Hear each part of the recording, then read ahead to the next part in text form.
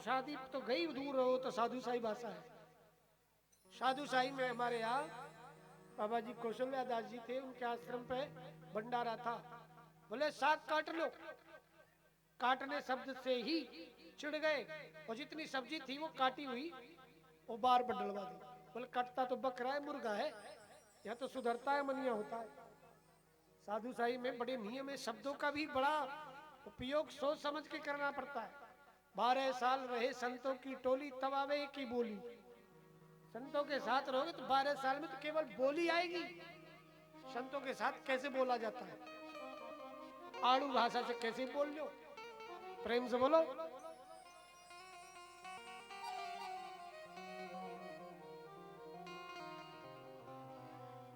पुराने साधुओं में बहुत टकसाल था, बहुत नियम थे। आज तो नहीं, आज से 35 साल पहले हम देखा करते थे, बिना टकसाल पूछे तो पंगत में घुसने नहीं देते थे। हमारा बाल्य अवस्था बचपन साधुओं में रहा है।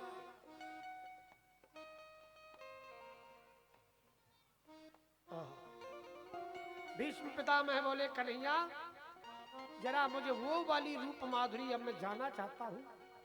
मेरी एक पुत्री है, उसका विवाह कर लो। पांडव सब आश्चर्य में पड़ गए, ब्रह्मचारी इनकी बेटी कहां से आ गई। भीष्म पितामह कहते थी मति रूप कल्पिता वितृष्णा भगवती तत्पुंगवे विभूमि। मेरी मति रूपी पुत्री का हे गोविंद आपके चरणों में विवाह हो जाए। इति मति रति और गति ये सब गोविंद पे छोड़ दी। इसलिए भगवान ने 4 अक्षर की सदगति प्रदान की। उत्तरायण हुए सूर्य और देह का पिता मैंने त्याग करके दिव्य धाम को प्राप्त किया, परमात्मा।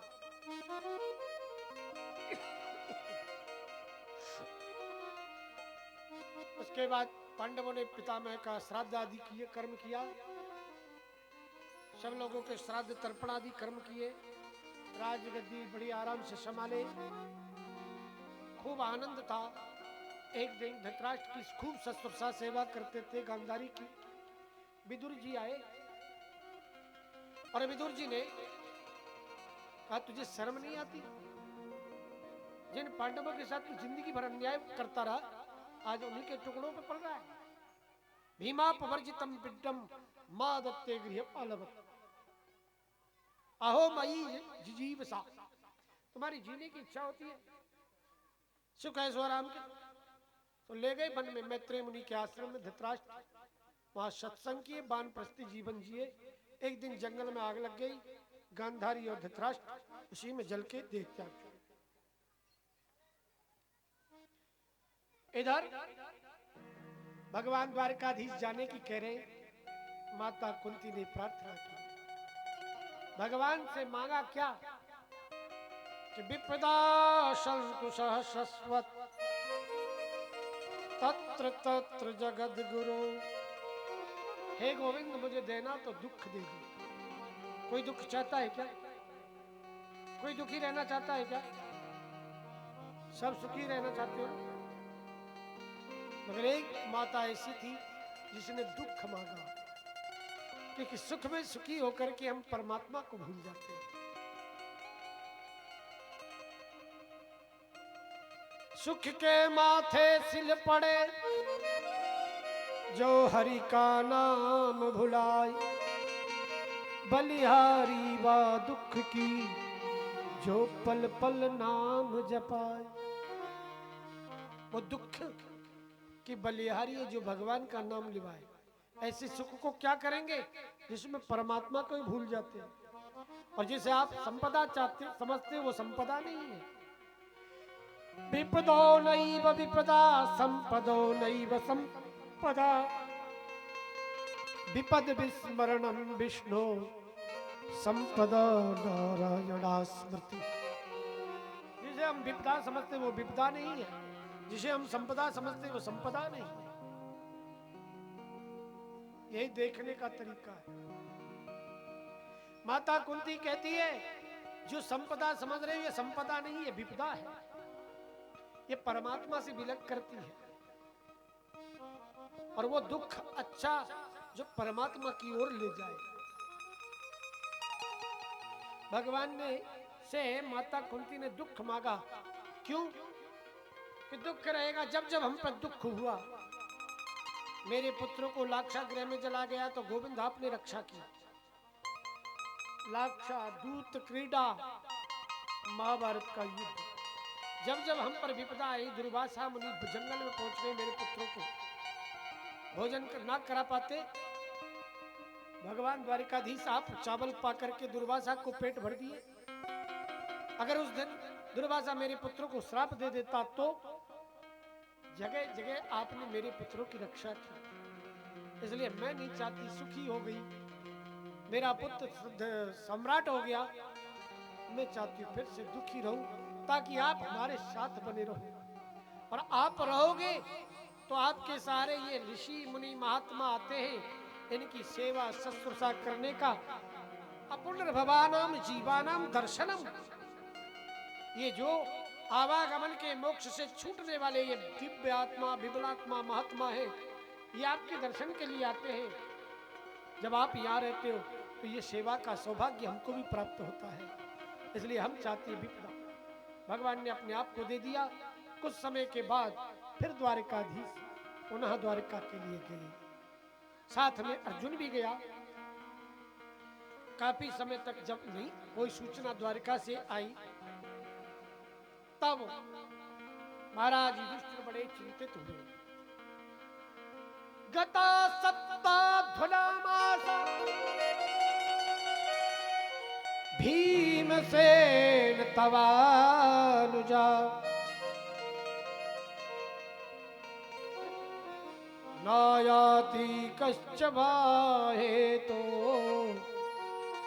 नाहं वेदेत मंजसा। अरे भैया, भीम अर्जुन को गए आज 7 महीने हो गए, कोई द्वारिका से कोई समाचार नहीं आया। कथा सप्ताध्वनामासा। भैया भीम, मुझे कुछ अच्छे लक्षण दिखाई नहीं दे रहे। मैं देखता हूं मंदिरों की मूर्तियां बड़ी उदास हैं।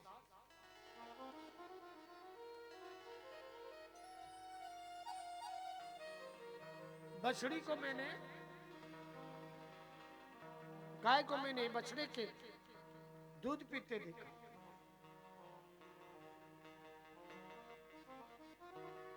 ये अच्छे लक्षण नहीं।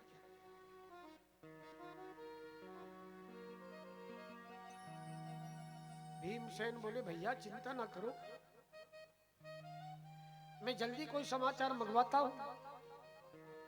उसी समय सामने से अर्जुन लुटे पिटे खड़े थे। महाराज युधिष्ठिर ने पूछा, अरे अर्जुन, तू मौन, दीवाल के सहारे, भीत का सहारा लेके खड़ा है, क्या बात है? लगता है तो किसी की रक्षा करने का वचन दे करके निभा नहीं पाया, इसलिए दुखी है। या किसी स्त्री बालक का वध हो गया तेरे द्वारा, या अगम्या के साथ गमन कर लिया, गौ ब्राह्मण की हत्या हो गई तेरे द्वारा। फिर ऐसा कैसे तेरा चेहरा लटका हुआ, तेरा तेज नष्ट हो गया, बता। उसी समय अर्जुन धड़ाम से चरणों में गिर गए महाराज युधिष्ठिर के। वंचितो हम महाराजा हरिणाम बंधुरूपिणा येन मे प्रियतम तेजो देव विस्मापनम।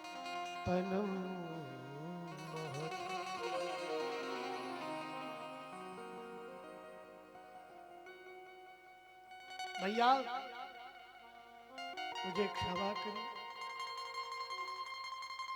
जो आपने अपराध गिनाए इनमें से एक भी अपराध मेरे द्वारा नहीं हुआ। पर तेरा चेहरा क्यों लुटा है? यो नो जुगोप वन में तदुरंत कृच्छा दुर्भाषो अरिरजताद भय योग्य।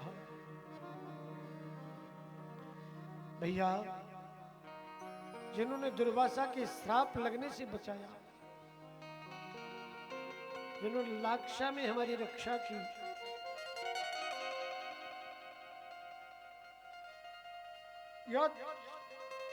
संश्रया द्रुपद गेहमुपागता नाम, जिनकी कृपा से मैंने द्रुपद सुता को प्राप्त किया था, आज वो वासुदेव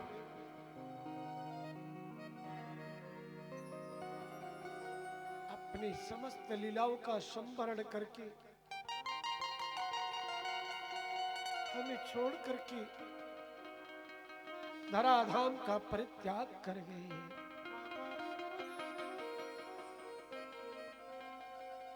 माता कुंती रसोई में भोजन बना रही थी, श्री कृष्ण ने धराधाम का परित्याग कर दिया। इतना सुनते ही माता कुंती ने भी देह का परित्याग कर दिया।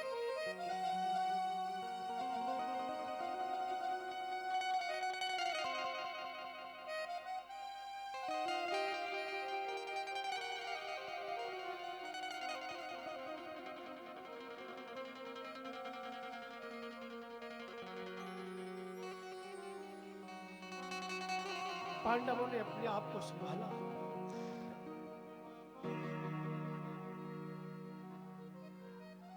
समय आने पर परीक्षित को राजगद्दी दी, स्वर्गारोहण की तैयारी कर रहे। बोले निर्विघ्नता की सिद्धि के लिए गणपति और शिव की आराधना करके चलते। उसी समय कलयुग आ गया।